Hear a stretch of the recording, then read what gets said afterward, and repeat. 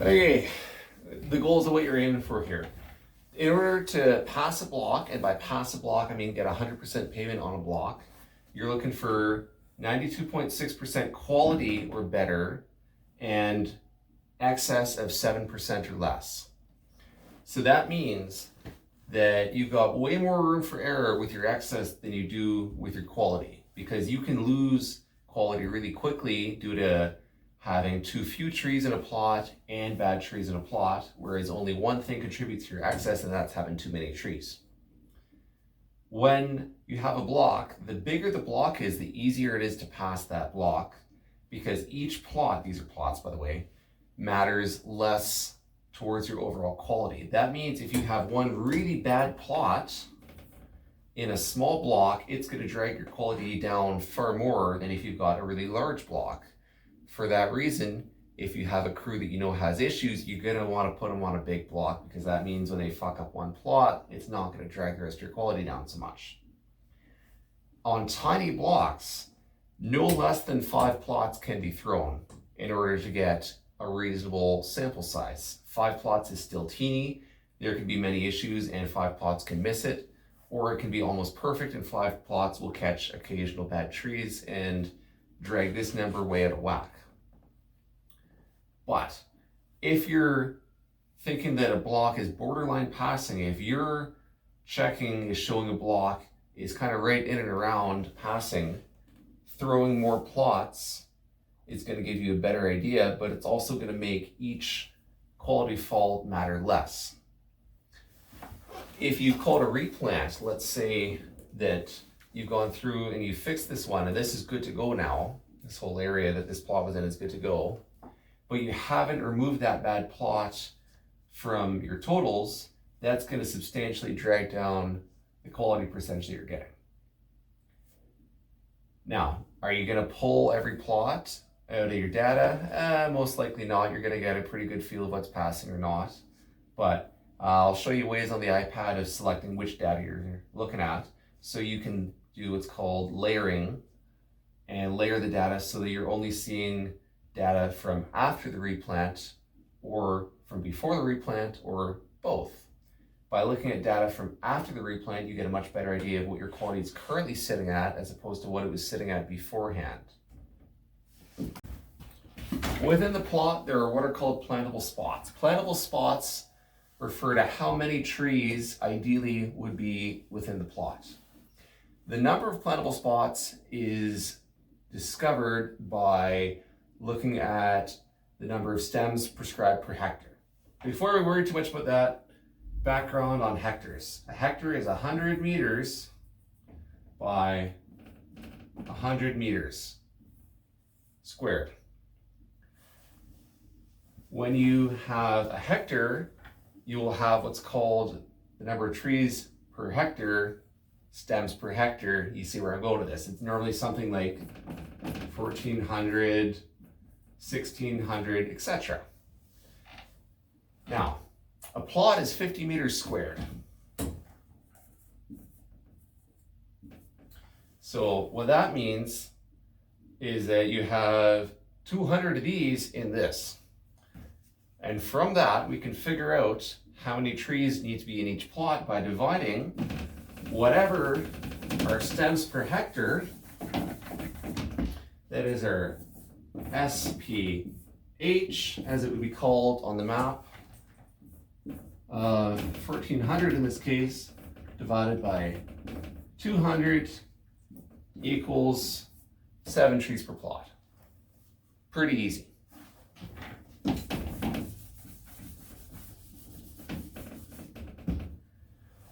All right, so within a plot, you're also going to have what are called non-plantable spots. Non-plantable spots would be something like if this is all water over here. We're going to use the green circles to show plantable spots.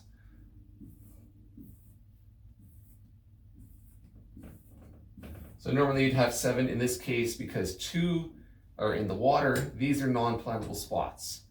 You'd no longer need to have 7 trees within this plot to get a perfect plot because you've got 2 non-plantable spots. You only need 5 trees within this plot now to get 100% quality on it and have the correct amount of trees.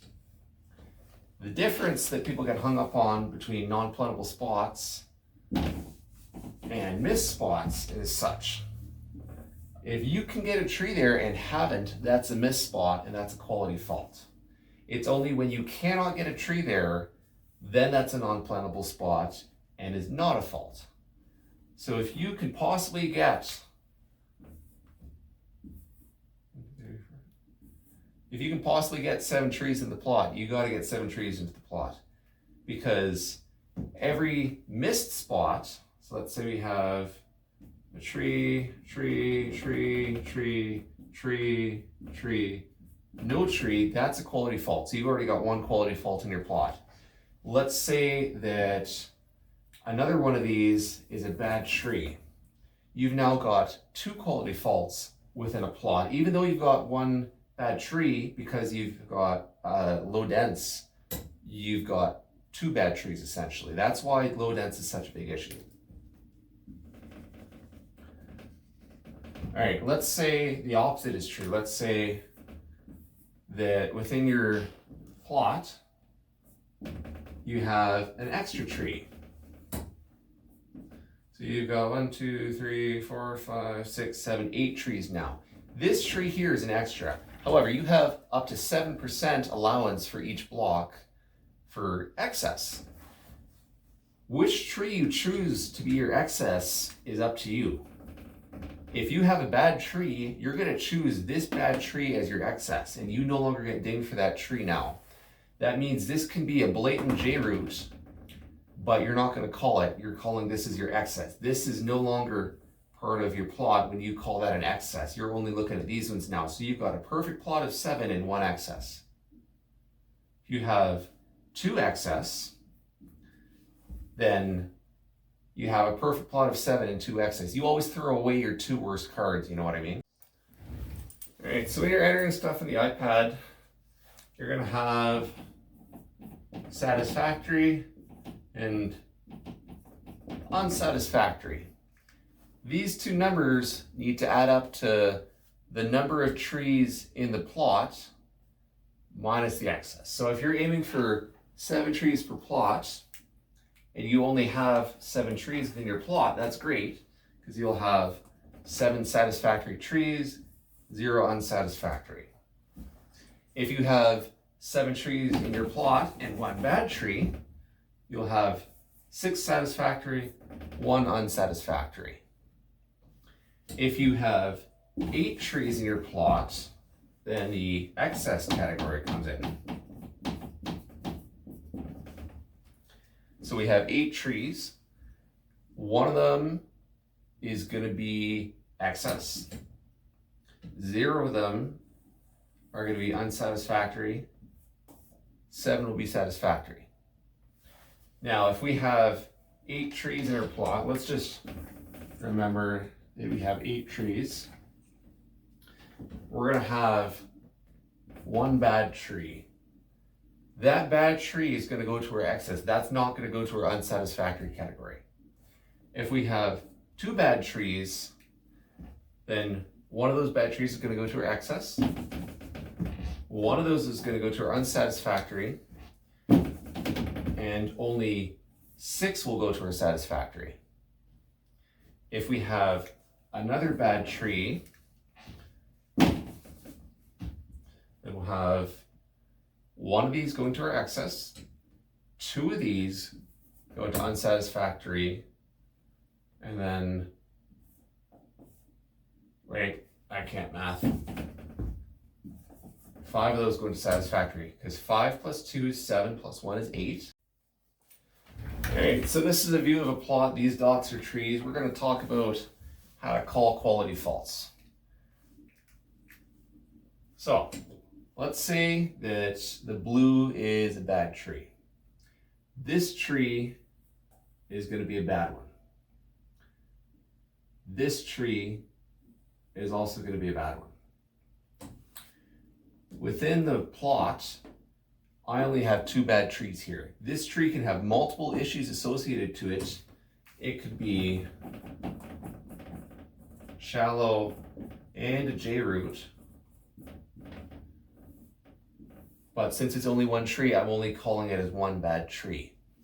When I enter codes into the iPad, those are quality fault codes. They're in the bottom right-hand corner of the iPad. I'm just going to pick one. I'm not going to put in more than 2 codes for this plot because I've only got 2 bad trees within this plot. Kind of making sense?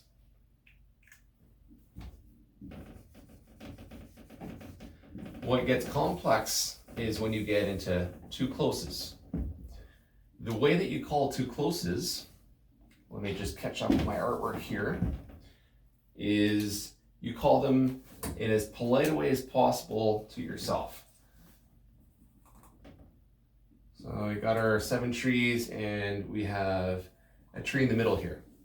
So the problem here is this tree is an issue, this tree is an issue, this tree is an issue. I'm not going to call 3 too closes. What I'm going to do is I'm going to call the fault on the tree that solves the most of my problems. So in this case, if I remove this tree, I still have too close. If I remove this tree, I still have too close. If I remove the middle tree, then I no longer have any too closes. So that means that by removing one tree, I have a perfect plot. That means I have 1 too close. Let's make it more like what it's actually going to look like, where you've got a cluster of them, something like that.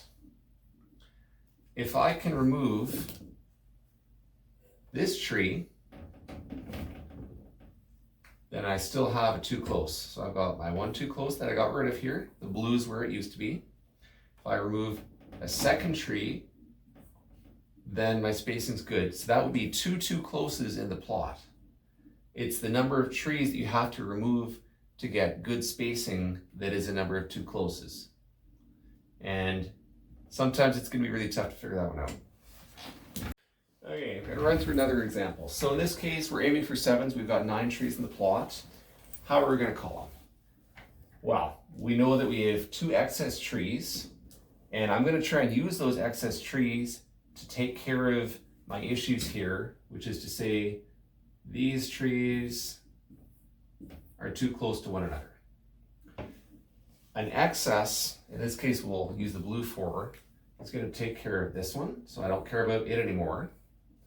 And then an excess is also going to take care of this one. I now have 1, 2, 3, 4, 5, 6, 7 trees. So I would call 2 excess in this plot and no too closes. Even though the trees are actually there, I'm not going to count them because I have the excess to use. If I did not have these additional trees as excess, then I don't have that ability anymore. So if I had 2 too closes in a plot,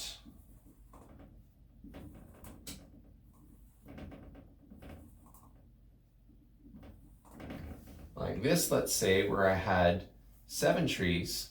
Do I have 7? Yeah, I have 7.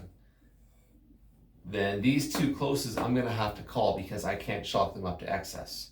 So I've got no excess, I have a quality fault and a quality fault.